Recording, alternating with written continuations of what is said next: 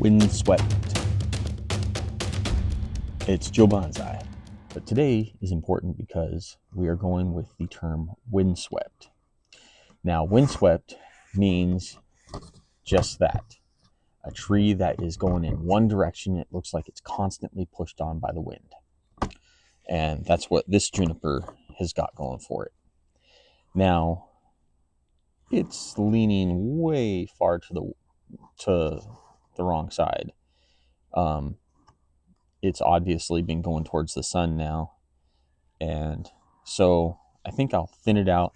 I'll get rid of this little cedar because it's a volunteer. It's obviously volunteered from the, and I've got plenty of these little cedar saplings. Like, oh man, I should have. Well, now it's an entire gin.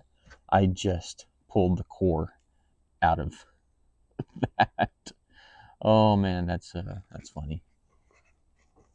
But really, I need the whole thing. Yeah. I guess I'll just cut it out. It's not gonna come back. So, anyways, this is the face of the tree, and it grew over, so now you can't really see much. So I'm going to clean it up today, and we're gonna see how this thing turns out. Once again, with trees like this, you want to cut everything that is in the down position. You want the main branch to be, you want things pillow up on a branch. So yeah, windswept. This has got a lot of interesting foliage. I'll cut these back a little bit. All kinds of spiders on it.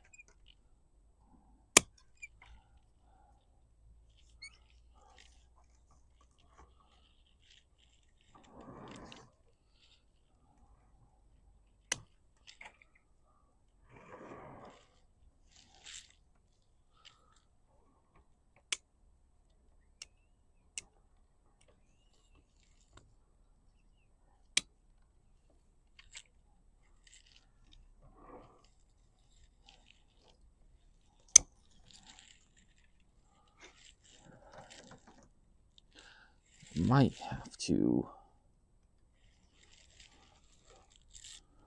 actually kick back some of these. I don't want it to get too far out, but man, just the way these branches sweep out just looks so nice. But I'm gonna have to bite the bullet and actually trim them back a little bit. Let something else take over, because I want the branches to thicken. I don't want them to lengthen. And I'm probably gonna have to get some wire on this to make it look good, but that's okay. It's actually gone, I think, 3 years without wire. I only wired it the first year.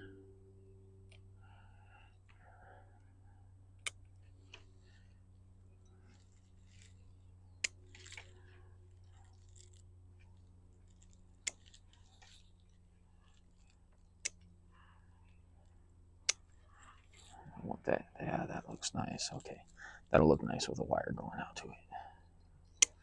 Cut that back. This one doesn't really need that much work.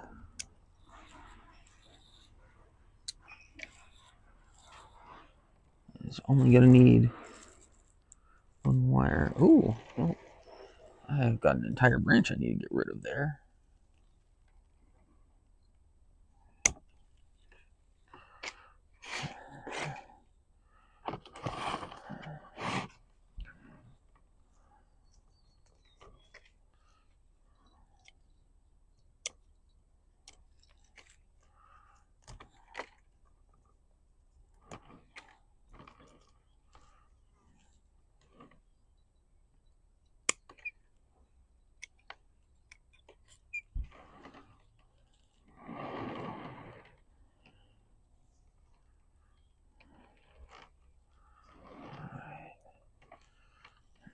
Actually going to cut that out.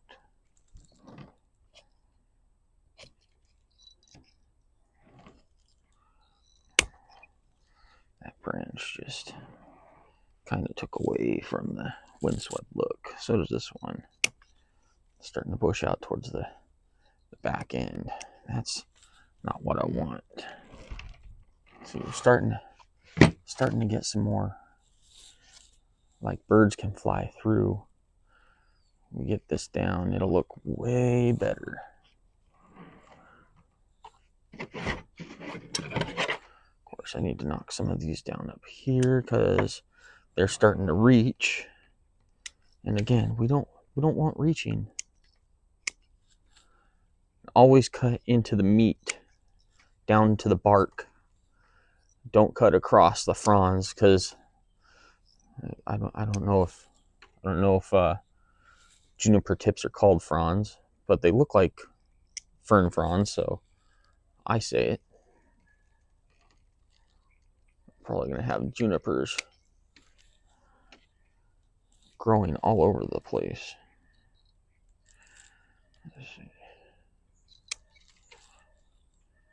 Because I'm just gonna dust these off and be like nothing happened.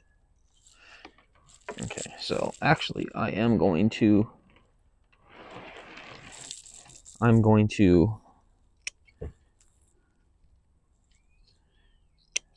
wire both these. I'm gonna wire this. I'm gonna wire this front and this back, and wire them downward. So I want that top. I want that delineation to pop a little bit more, like that. That looks nice. So it looks like 3 separate canopies instead of molding into one. This way looks amazing. In fact, I think I might make that the new front of the tree. Yeah, I'm going to do that. Make that the new front of the tree. I need less out on the tips.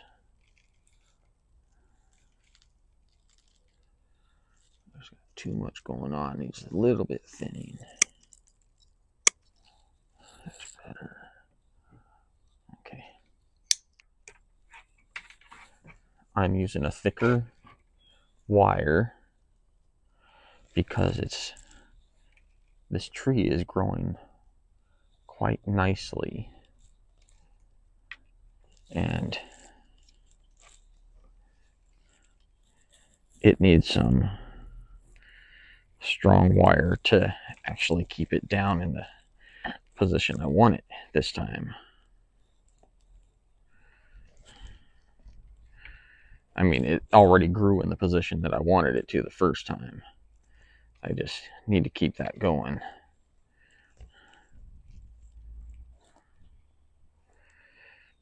I really don't want this to turn into a cascade. I have got plenty of cascades. I've gotten a plethora of cascades. So I do not need this to cascade out on me. Sometimes I leave my wires loose on purpose because I know the tree is going to grow fast. So I give it space to be able to grow without scarring, but at the same time keep a pressure on it.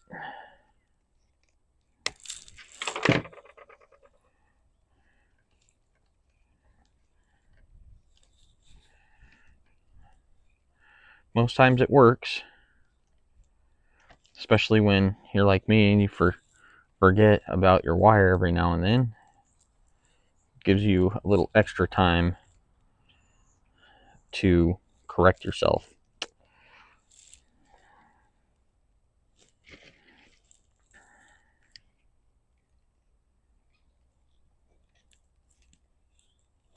All right.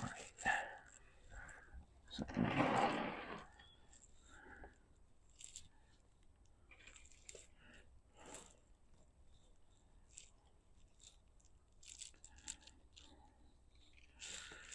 that is too much. I think I should just take that branch completely out. Yeah.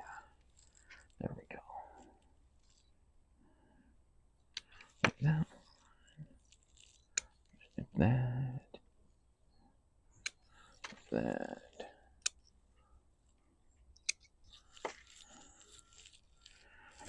Now.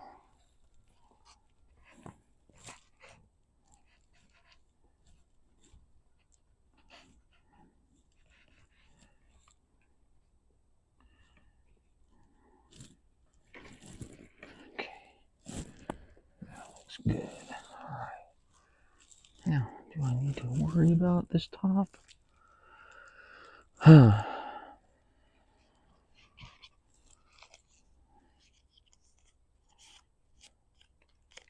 Sorry, it's not a garden juniper, it's one of my old golds.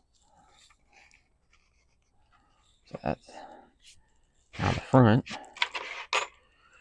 Now we're going into, we're now just now into fall. So we're at the end of September. And this there's a way I fertilize these through the winter time and get these baskets and I fill them with a fertilizer. I gotta go grab that. This is a slow release all-purpose fertilizer that I use. Just Bonsai fertilizer. Get it at bonsaisupply.com. It's right there on the front. You can see it. They don't endorse me. I don't have any endorsements going on. This is just what I use, and it's what has been working for me. So just take your basket, scoop it up, boom.